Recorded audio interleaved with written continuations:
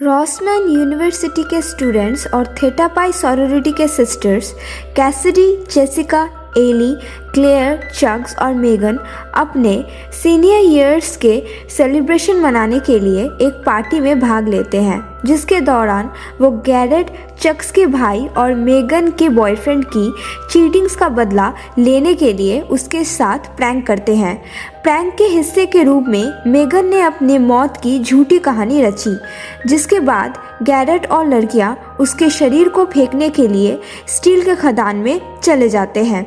हालांकि उसने उस पर टायर के लोहे से वार कर दिया, जिससे अनजाने में उसकी मौत हो गई।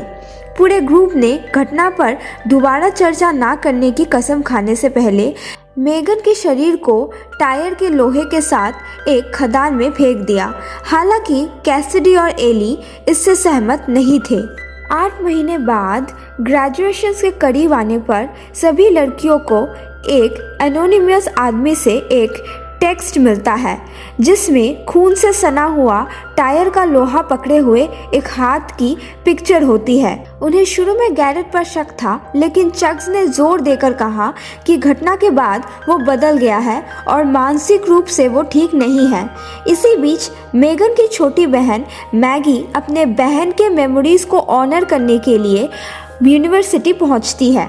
बाद में एक हुड पहनने वाला आदमी चग्स, जुआना, एक सॉरोरिटी बहन जिसने क्लेयर और जेसिका को मेगन के मौत के बारे में चर्चा करते हुए सुना था, और क्लेयर की बॉयफ्रेंड माइकी की हत्या कर देता है, जिसका आखिरी विटनेस एली है। जैसे ही कैसिडी, क्लेयर, जेसिका और एली फिर से एक होते हैं, उन्हें एक टेक्स्ट मिलता है जिसमें मेगन की मौत का वीडियो होता है और एक मैसेज होता है जिसमें मांग की जाती है कि वो स्टील खदान में लौट आए, वरना वीडियो पुलिस को भेज दिया जाएगा।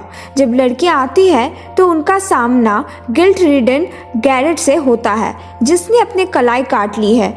उन्हें अभी भी यकीन है कि वो टेक्स्ट भेज रहा है। यहाँ जेसिका ने उसे अपने कार से कुचल दिया, केवल ये जानने के लिए कि उसे भी टेक्स्ट मिला था। एली को डर है कि मेगन अभी भी जिंदा है और बदला लेना चाहती है। यहाँ लड़कियों ने कैसिडी को उस माइन शाफ्ट से नीचे उतारा, जिसमें उन्होंने मेगन के शरीर को ये पुष्टि करने के लिए फेंक दिया था कि वो अभी भी मर चुकी है। लेकिन उन्हें मेगन के शरीर के बजाय खून से लिखा एक मैसेज मिला, जिसमें लिखा था थीटा पाई को मरना होगा। अपने सॉरोरिटी हाउस में लौटने पर लड़कियों को चग्स के फ़ोन से एक मैसेज मिलता है, जिसमें कहा गया है कि हत्यारे क्लेयर की हत्या करने से पहले ही वो मर चुकी है।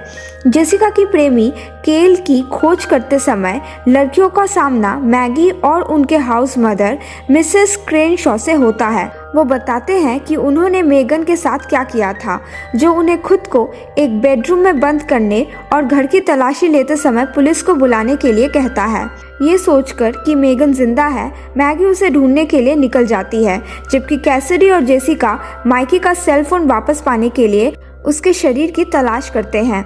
हत्यारा मिसेस क्रेनशॉ की हत्या करता है और मैगी को मोलोटोव कॉकटेल के साथ मारने की कोशिश करता है, जिससे घर में आग लग जाती है।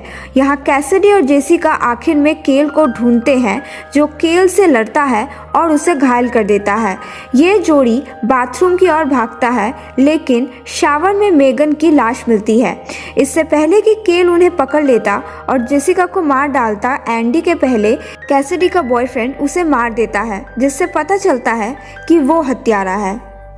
एली से मेगन की मौत के बारे में जानने और ये यकीन करने पर कि अगर लड़कियां कभी पकड़ी गई तो कैसिडी के साथ उसका फ्यूचर खतरे में है, उसने मेगन की मौत के बारे में जानने वाले सभी लोगों को मारने की योजना बनाई। बाद में वो जेसिका को मार देता है, लेकिन कैसिडी उसे धोखा देकर ये दिखाती है कि एली बेसमेंट में है।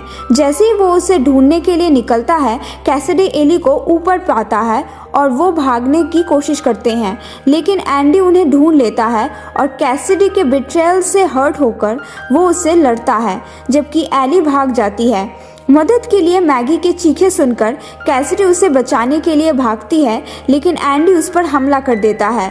वो उसे लगभग मार ही डालता है, लेकिन एली मिसेस क्रेनशॉ की बंदूक पकड़ लेती है और उसे गोली मार देती है, जिससे फ्लोर में एक वे बन जाता है और वो गिरकर मर जाता है। यहाँ इमरजेंसी कर्मियों के आने पर तीनों लड़कियां जलते हुए घर से बच जाती हैं। मूवी के अंत में हम देखते हैं कि अगले 15 महीने के बाद मैगी को थेटा पाई में शामिल किया गया, जबकि कटी हुई कलाई वाला एक आदमी दूर से देखता है।